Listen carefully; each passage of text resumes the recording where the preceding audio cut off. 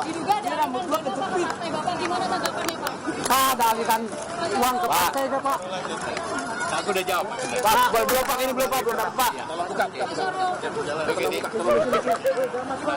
Bapak.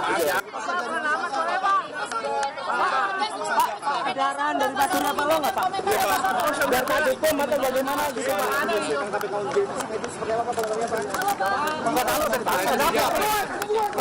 Setelah keluar dari gedung lama KPK dengan penuh pengawalan dari para ajudannya, Syahrul Yassin Limpo memberikan penjelasannya. Ia mengaku memenuhi panggilan dari KPK setelah 2 kali sebelumnya mangkir dan meminta penjadwalan ulang. Hal ini karena Mentan harus melaksanakan tugas-tugas negara, mulai kegiatan negara, kelompok kerja, dan Penas. Terakhir, menghadiri pertemuan Menteri Pertanian G20 di India. Kendati begitu, ia berujar sudah memenuhi panggilan secara baik. Syahrul lantas mengucap syukur karena dirinya diperiksa secara profesional. Ia mengaku akan kompromi dan kooperatif, bahkan kapanpun dibutuhkan dirinya siap hadir. Ketika ditanya apa saja yang didalami tim KPK, Syahrul Yassin Limpo menjawab diplomatis. Menteri Pertanian hanya menyebut KPK sudah bekerja sesuai standar operasional prosedur atau SOP. Saya sudah jawab. Pak, siapa 250 juta Pak? Kali 92 kan berarti 20-an miliar. Ada puluhan miliar. Tanya KPK, saya sudah hadir hari ini. Bapak siap jadi tersangka nggak Pak? Kita ditangkap Kemudian bakal undangan aja Pak. Pemeriksaan ketiga Pak. Apakah kemudian dibantu lagi Ya, Pak? tentu saja bisa.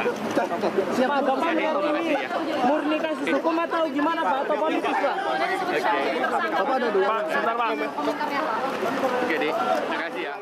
Ya, beberapa pejabat di Kementerian ASN, Kementerian Pertanian dan termasuk juga ASN gitu ya, di lingkup Kementerian ASN. Nanti pastinya secara lengkapnya ketika selesai dalam proses analisis penyelidikan pasti kami akan sampaikan. Ya.